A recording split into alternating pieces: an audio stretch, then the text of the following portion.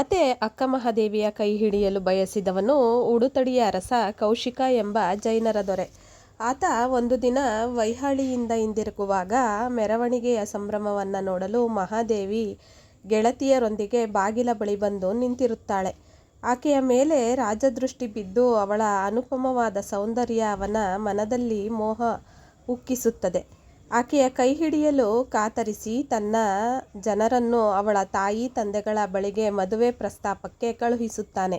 ಆದರೆ ಆ ಮದುವೆ ಪ್ರಸ್ತಾಪಕ್ಕೆ ಮಹಾದೇವಿಯ ತಂದೆ ತಾಯಿಗಳು ಮೊದಲು ಒಪ್ಪುವುದಿಲ್ಲ. ಸಂಪ್ರದಾಯಸ್ಥ ಶಿವಭಕ್ತರಾದ ಅವರಿಗೆ ಜೈನನಾದ ಭವಿರಾಜನಿಗೆ, ಅಂದರೆ ಭವಿ ಎಂದರೆ ಸಂಸಾರ ಬಂಧನಕ್ಕೆ ಒಳಗಾದ ವ್ಯಕ್ತಿ ಮಾತ್ರವಲ್ಲದೆ ವೀರಶೈವ ದೀಕ್ಷೆಯನ್ನು ಪಡೆಯದವನು ಎಂದು.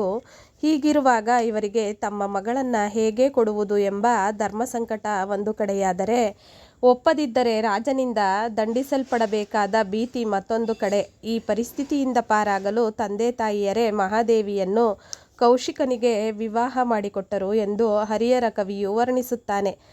ಆದರೆ ಮತ್ತೆ ಕೆಲವರು ಮಾತೆ ಅಕ್ಕಮಹಾದೇವಿಯವರು ಕೌಶಿಕ ರಾಜನಿಂದ ತನ್ನ ತಂದೆ ತಾಯಿಗಳನ್ನು ಪಾರು ಮಾಡಲು ಕೌಶಿಕ ರಾಜನಿಗೆ 3 ಕರಾರು ವಿಧಿಸಿ ಆತನೊಂದಿಗೆ ಮದುವೆಯಾಗಲು ಒಪ್ಪಿದಳೆಂದು ತಿಳಿಸುತ್ತಾರೆ.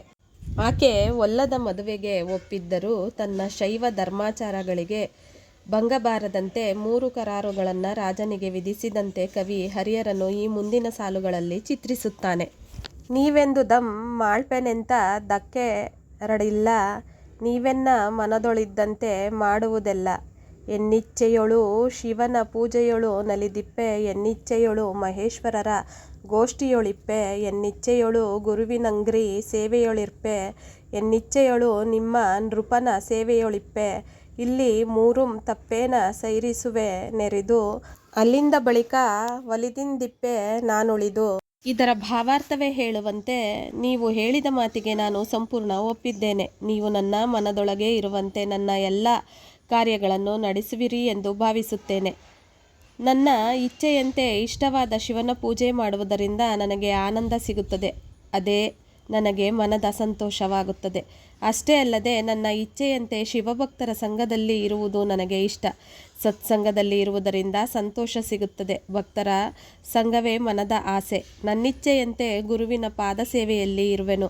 ಗುರುವಿಗೆ ಸೇವೆ ಮಾಡುವುದೇ ನನ್ನ ಮನದ ಆಸೆ. ಗುರುವಿನ ಪಾದ ಸೇವೆಯಲ್ಲಿ ನಾನು ತೊಡಗಿ ಗುರು ಸೇವೆ ಮಾಡುವುದು ನನಗೆ ಸಂತೋಷ.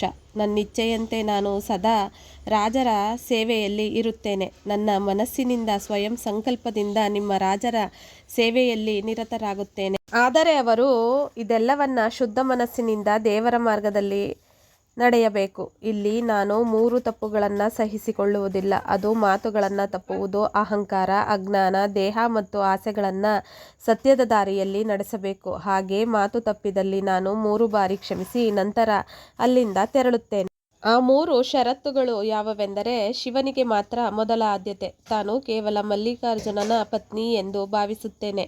ರಾಜನು ತನ್ನನ್ನು ಮುಟ್ಟುವ ಮುನ್ನ ಶಿವನ ಸೇವೆಗೆ ಯಾವುದೇ ಅಡ್ಡಿಪಡಿಸಬಾರದು. ಶಿವನನ್ನ ಆರಾಧಿಸುವುದನ್ನು ತಡೆಯಬಾರದು. ಶಿವಶರಣರ ಗೋಷ್ಠಿ. ಕೌಶಿಕನು ಶಿವಭಕ್ತರೊಂದಿಗೆ ಮಾತನಾಡುವುದನ್ನು ತಡೆಯಬಾರದು. ಶಿವಶರಣರ ಗೋಷ್ಠಿಗಳಲ್ಲಿ ಭಾಗವಹಿಸಲು ತಡೆಯಬಾರದು. ಭಕ್ತರ ಸಂಘಕ್ಕೆ ಅಡ್ಡಿಪಡಿಸಬಾರದು. ಗುರುಭಕ್ತರ ಸೇವೆಗೆ ಅವಕಾಶ. ಶಿವಶರಣರು ಭಕ್ತರು ತನ್ನ ಮನೆಗೆ ಬಂದಾಗ ಅವರಿಗೆ ಪಾದಸೇವೆ, ಪ್ರಸಾದ ನೀಡಿ ಸೇವೆ ಮಾಡಲು ಅವಕಾಶ ನೀಡಬೇಕು. ಈ ಷರತ್ತುಗಳಿಗೆ ಅರಸ ಒಪ್ಪಿದಾಗ ಮಾತೆ ಅಕ್ಕಮಹಾದೇವಿಯವರು ಕೌಶಿಕನೊಂದಿಗೆ ವಿವಾಹವಾಗುತ್ತಾರೆ. ಆದರೆ ಮದುವೆಯ ಸಂಭ್ರಮ, ಸಡಗರ, ಹಿಗ್ಗು ಕೌಶಿಕನಿಗೆ. ಮಹಾದೇವಿಗೆ ಅದು ಅಸಹನೀಯವಾದ ಯಾತನೆಯ ಅನುಭವವಾಗಿರುತ್ತದೆ. ರಾಜನು ಕೊಟ್ಟ ಮಾತಿನಂತೆ ನಡೆಯದೆ ಆಕೆಯ ಶಿವಪೂಜೆಗೆ, ಗುರು ಜಂಗಮರ ಸೇವೆಗಳಿಗೆ ಅಡ್ಡಿ ಬಂದಾಗ 3 ಬಾರಿ ಅವನನ್ನು ಮನ್ನಿಸುತ್ತಾಳೆ. 4ನೆಯ ಬಾರಿಗೆ ಕೌಶಿಕನಿಗೂ ಮಾತೆ ಅಕ್ಕಮಹಾದೇವಿಗೂ ನಡೆದ ವಾಗ್ವಾದದಲ್ಲಿ ರಾಜ ಕೌಶಿಕನು ಸೀರೆ ಸೆಳೆದುಕೊಂಡಿದ್ದರಿಂದ ದಿಗಂಬರೆಯಾಗಿದ್ದವಳು ಕೇಶಂಬರೆಯಾಗುತ್ತಾಳೆ. ಮಾತೆ ಅಕ್ಕಮಹಾದೇವಿಯವರು ತನ್ನ ಒಡವೆ, ವಸ್ತ್ರಾಭರಣಗಳನ್ನು, ಅರಮನೆಯನ್ನು, ಸಕಲ ಐಶ್ವರ್ಯ ಭೋಗ ಭಾಗ್ಯಗಳನ್ನು ತ್ಯಜಿಸುತ್ತಾರೆ. ಈ ಘಟನೆಯಿಂದ ಮನನೊಂದ ಮಾತೆ ಅಕ್ಕಮಹಾದೇವಿಯವರು ಉಡುತಡಿಯನ್ನು ಬಿಟ್ಟು ತನ್ನ ಅಂತರಂಗದ ಆತ್ಮಸಂಗಾತಿಯಾದ ಚನ್ನಮಲ್ಲಿಕಾರ್ಜುನನನ್ನು ಕಾಣಲು ಶ್ರೀಶೈಲಕ್ಕೆ ಹೋಗಲು ನಿರ್ಧಾರ ಮಾಡಿಕೊಳ್ಳುತ್ತಾಳೆ.